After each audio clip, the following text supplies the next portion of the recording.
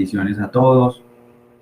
Vamos a hablar específicamente de la estructura del proceso y esto tiene que ver con todo, ¿no? Quiero que ustedes aprendan todo cómo funciona y que ustedes en algún momento se puedan convertir en agentes que puedan enseñar o también compartir con sus colegas, amigos, este conocimiento que es bastante importante para la convocatoria para las convocatorias de la Comisión Nacional en Carrera Administrativa.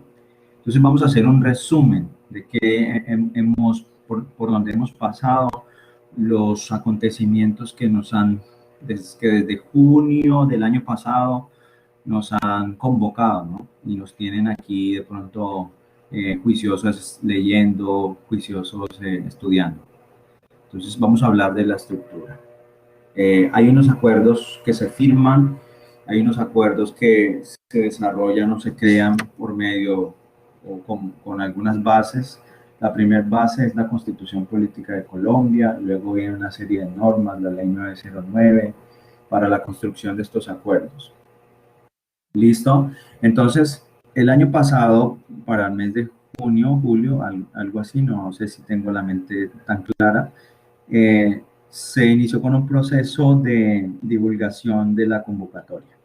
En ese orden de ideas, pues las personas iniciaron con un proceso de revisar y capacitarse, y los que ya de pronto estaban confiados y seguros porque ya se habían firmado algunos acuerdos de gobernaciones y alcaldías, pues decidieron empezar a capacitarse desde ese entonces. Estamos hablando de junio, julio del 2019.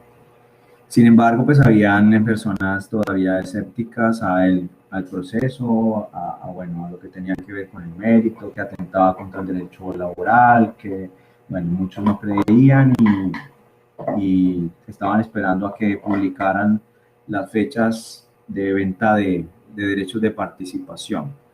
Muchos les pasó esto. Entonces, el primer punto de este proceso nos habla de eso, de la convocatoria y divulgación. Es cuando empiezan ya la información en firme a distribuirse por todos los medios de comunicación, televisión, radio, prensa, redes sociales. Lo segundo es la adquisición de derechos de participación e inscripción. Y este aspecto o este punto terminó siendo supremamente importante, tanto así que personas que se capacitaron en ese momento, esta capacitación se ha fragmentado en dos áreas fundamentales, y una tiene que ver con la etapa de inscripción. Y la etapa de inscripción es estratégica. Ya en este momento ya ustedes tienen un punto de vista totalmente diferente. Para lo que tenían en esa época, pues no conocían absolutamente nada. Ya en este momento, pues ya saben que es totalmente estratégico la etapa de inscripción. Es pensar en, primero, la familia, pensar en lo que tenía que ver con cuánto quiero devengar, cuánto me voy a ganar, dónde voy a trabajar, qué va a cambiar de mi vida en esto, qué tantas posibilidades tengo de acceder a este empleo. ¿Listo? Entonces había que ver en esa etapa de adquisición de derechos de participación e inscripción como tal, había que ver con qué contaba yo, o sea, cuáles eran mis recursos para yo poder hacer un buen proceso de inscripción. Y esto, pues obviamente tenía que ver inicialmente con los requisitos mínimos exigidos, pero aparte de eso, con una experiencia laboral adicional y una formación académica adicional, que eso de una u otra forma me da una ventaja sobre los demás. Ahora vamos a ver la puntuación o el porcentaje de ventaja que ustedes pueden o pudieron haber obtenido cuando hicieron este proceso de inscripción de la mejor forma. ¿Listo? Luego pasamos a una etapa de verificación de requisitos mínimos. La etapa de verificación de requisitos mínimos cerró el día o se publicó el día 4 de agosto, si no estoy mal, 4 de agosto.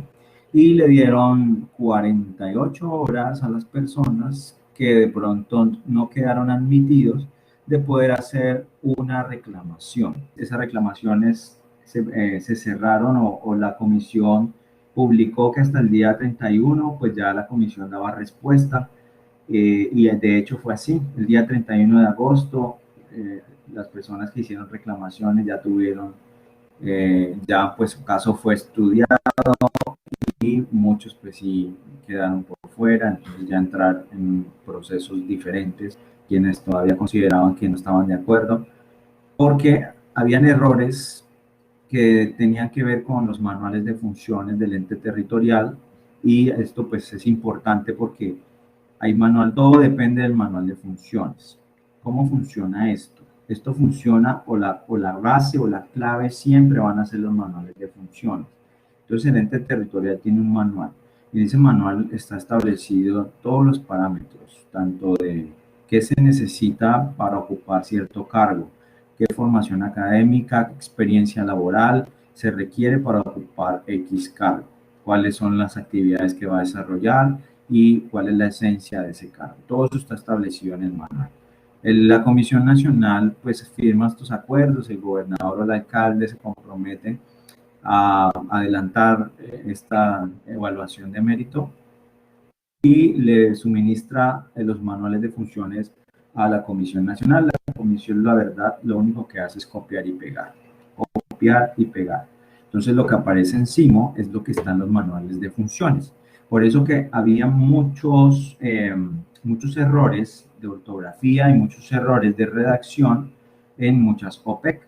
Y pues esto tenía que ver, o la responsabilidad de esto recaía sobre el ente territorial, pues eran los que tenían la obligación de hacer las respectivas correcciones. Con esto nos dimos cuenta muchos de lo ineficientes que son en algunos cargos funcionarios, ¿no? Funcionarios que de pronto lo que hacen es copiar y pegar de otras alcaldías o ponen al auxiliar o qué sé yo, a alguien que no tenga mucho conocimiento técnico sobre el desarrollo de estos manuales, a que hagan o diseñen estos documentos que son tan importantes porque de ello depende el futuro de muchísimas personas y de la calidad del servicio que se va a prestar en esa área o en ese empleo como tal. Ahora, eh, después de esta verificación de requisitos mínimos, viene el motivo por el cual nosotros hemos asumido una postura agresiva de decir, bueno, ya estoy admitido, ya ahorita sí puedo decir, vamos a estudiar, vamos a leer y vamos a ver qué es lo que me toca, pues, y cómo me preparo de la mejor forma para pasar esta prueba. Las personas que están aquí, todas van a quedar con ese empleo. Todo también depende de la motivación que ustedes le pongan, el empeño, la energía, el positivismo. Nosotros hacemos las cosas para ganar. Esto es como los ciclistas cuando van a competencia. No vais a ganar. Siempre llevar la mentalidad esa de ganar, de ganar. Entonces, todos vamos a quedar. Entonces viene esta etapa que es la aplicación de las pruebas. Y esta etapa pues nos arroja un punto 4.1, 4.2 y 4.3, ¿sí? Que es prueba sobre competencias básicas y funcionales. Y viene un punto 4.2 que es prueba de competencias comportamentales. El 4.3 es la valoración de antecedentes. Y esto pues se fragmenta en unos porcentajes. La etapa de prueba de competencias básicas y funcionales, esto pues lo entendemos como un proceso totalmente estandarizado que desarrolla una universidad y que hace que los procesos sean un poco más efectivos por la cantidad de personas que se inscriben a los mismos. ¿Qué quiere decir esto? Que no te van a tener en cuenta inicialmente las competencias de comportamiento, o sea, la prueba escrita de comportamiento, si no pasas la básica y la funcional. Te dicen, entre la básica y la funcional debes sacar el 60%. Si estás por debajo del 60%, ya quedas por fuera, o sea, me auto elimino. yo mismo me elimino porque no pasé el promedio estimado. ¿Listo? Entonces, ellos hacen primero la revisión de las básicas y las funcionales. Si pasaste, entonces, bueno, vamos a verificarle ahora sí las pruebas escritas de comportamiento, cómo le fue con esto. Eso equivale a un 20%. Ya tenemos 80%. ¿Listo? Y por último viene la valoración de antecedentes, que es otro 20%, para un total de 100%. La valoración de antecedentes, para los que nunca habían participado en estas convocatorias, pues se pensaba, ¿no? Que era Procuraduría, Contraloría, ese certificado que uno a veces saca en Internet o que sí, que expiden en Internet, que es donde dice que no tiene inhabilidad, de pronto, sí, inhabilidades para ejercer cargos públicos o qué sé yo, proceso jurídico. Uno pensaba, o muchos pensaron que era así, como se maneja acá desde lo privado, ¿no? En lo público o en estas convocatorias, los antecedentes tienen que ver contigo, es decir, con su formación académica y con su experiencia laboral, lo que antecede a ti. ¿Qué eres tú? ¿Qué es lo más importante? ¿De dónde vienes? ¿Qué has hecho? Eso es lo que le interesa en el público y esta valoración de antecedentes tiene que ver con eso. Entonces hay muchos se confundieron en la etapa de inscripción, se confundieron con esto y de pronto dejaron de adjuntar documentos que posiblemente les hubiera podido dar una ventaja sobre los demás. Después de verificar entonces esta valoración, por eso es que miren, antes de pasar al punto 5, por eso es que ahorita ustedes entran a Simo y verifican ahí donde dice admitido y al lado dice detalles del proceso, algo así. Entonces las personas dan clic ahí y les va a mostrar otro botón que dice detalles. Ese botón lo lleva exclusivamente a lo que ha determinado la universidad sobre su proceso. Entonces, ahí uno ve certificado de diplomado en talento humano, no aplica. Certificado de título técnico, no sé, aplica. Entonces uno dice, pero ¿y por qué los otros certificados no me aplican? Pues no te aplican porque todavía no hemos llegado al punto 4.3, o sea, la etapa de verificar este aspecto.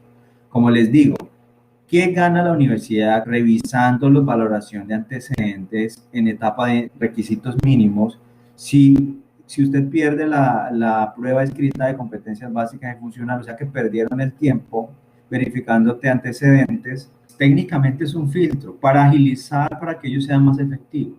Eso es lo que pasa. Entonces, todavía no hemos llegado a la evaluación de antecedentes, por eso no te aplica todavía los diplomas adicionales, la experiencia adicional, todavía no te ponen una puntuación sobre eso. Va a llegar el momento en que ya te verifican todo eso cuando pases uno a uno los filtros y ya, ok. Entonces, sacan o conforman una lista. Esa es la famosa lista de elegibles. Esa lista de elegibles pues tiene una vigencia de cuánto tiempo. A ver, los que han estudiado aquí la norma, pregunta, ¿cuánto tiempo de vigencia tiene esta lista? Esta lista de elegibles tiene entonces una vigencia de 2 años. Estos 2 años puede pasar cualquier cosa con el que gane el concurso. Digamos, se enferma, se retira, fallece. Este tipo de situaciones puede pasar con el que ganó y el que está en segundo lugar, pues debe ocupar el cargo, ¿no? Para eso tienen esa lista y para eso le dan una vigencia de 2 años, para que el segundo pues esté atento durante ese tiempo y pueda asumir ese rol. ¿Listo? Esa es la importancia de la lista. El punto número 5, perdón, punto número 6, periodo de prueba. Entonces, después de que, listo, yo gané, yo quedé en el puesto, en el cargo, perdón, entonces entro al tiempo de prueba. ¿Quién recuerda cuál es el tiempo de prueba? 6 meses. Exacto, excelente, 6 meses. Entonces tenemos 6 meses como periodo de prueba. Y después de eso, pues ya quedaríamos nombrados en propiedad, y ahí sí, pues no es relajarnos, no, es seguir haciendo el trabajo. Esos 6 meses son adaptación, la verdad es que en otras instituciones le llaman adaptación. Es como tratar de ajustarse al sistema, tratar de conocer cómo funcionan las diferentes secretarías, cuál es el problema, han dicho que le cojan el maní, como dicen popularmente. Después de que ya eso pase, ya usted no tiene ningún problema, de ahí en adelante ya conoce su trabajo, se ajustó a sus compañeros, se ajustó a su jefe, y bueno, ahí en adelante. ¿Listo? Este es un resumen breve sobre el artículo número 3 de los acuerdos estables. Bueno, entonces vamos a esto de los requisitos, o seguimos con el resumen, y esto lo vamos a pasar como un poco más rápido, eh, porque palabras más, palabras menos, ya hemos pasado por aquí, y esto tiene que ver con los requisitos mínimos y la responsabilidad de la universidad al hacerlo, ¿no?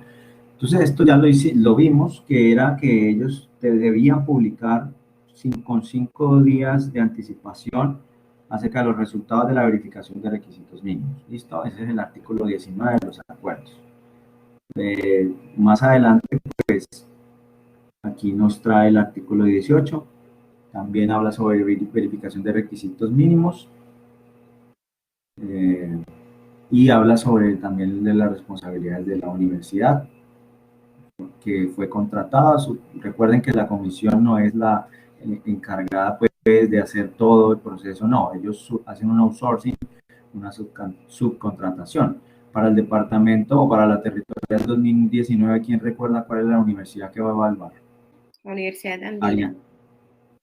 Universidad del Área Andina, muy bien. Sí, esa es la encargada de la territorial 2019.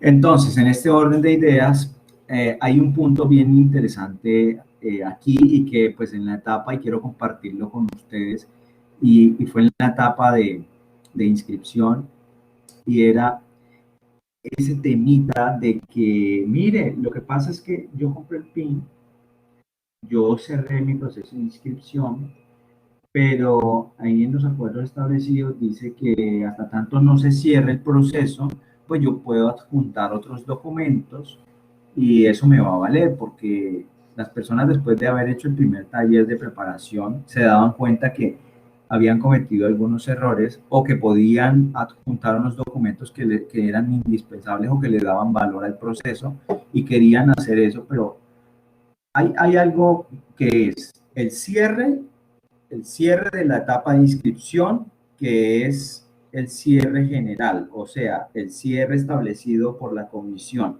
que era el 31 de enero. Pero hay un cierre del proceso de inscripción que es individual, ¿sí? Hay dos cierres, uno individual y uno general. Entonces las personas se confundían porque pensaban que el cierre del periodo de inscripción tenía que ver con lo general, es decir, 31 de enero. Entonces muchos compraron los derechos de participación, fueron a su SIMO y confirmaron el empleo, confirmar, cerrar y cerraron ahí. Después de haber hecho la capacitación, ellos dijeron, no, yo todavía tengo la posibilidad de seguir adjuntando documentos. Y de pronto, sí, o sea, la plataforma SIMO los deja adjuntar. Y de hecho, usted si quiere ahorita monta cualquier documento y se da cuenta que la plataforma los deja. Lo que no permite es que para el proceso de selección al cual usted cerró, sea tenido en cuenta el adjunto posterior. ¿Sí? Ya eso va a quedar o va a ser tenido en cuenta, pero para el proceso futuro.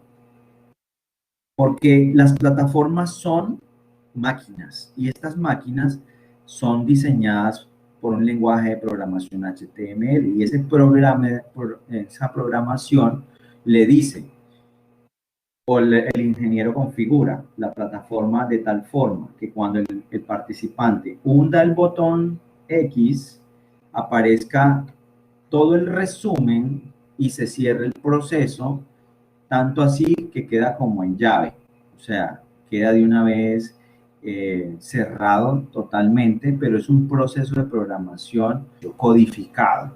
Entonces, ese era el proceso o esa era la etapa a la cual se refería cuando decía que si cerraba el periodo de inscripción o la etapa de inscripción ya no se podía adjuntar ningún otro documento, era el personal, no el general. Digamos que yo puedo comprar 3, 4 derechos de participación al mismo tiempo. Tengo 4, pero no lo he cerrado ninguno. Entonces, yo lo que debo hacer es cerrar el proceso que en última ya me defina. Si a usted se le olvidaba cerrar el proceso, pero habías comprado 4 derechos de participación, la plataforma de manera automática te cerraba el proceso de inscripción con el último PIN comprado, con el último derecho de participación comprado. Digamos, el primero que compré era de técnico, el segundo era de profesional y el tercero de profesional especializado. Me va a cerrar con profesional especializado. Pues si a mí se me olvidó en últimas cerrar o reconfirmar el proceso y me dio el 31 de enero o el 30 de noviembre, que era el cierre de la etapa, la plataforma automáticamente me confirmaba en el último. Así más o menos funciona esta plataforma. Y yo sé que eso pues lo traigo aquí a este espacio para que ustedes en el futuro pues no cometan de pronto esos pequeños errores y también que tengan unas bases de que, ok, así es que funciona la plataforma, bueno, qué bien, ¿listo?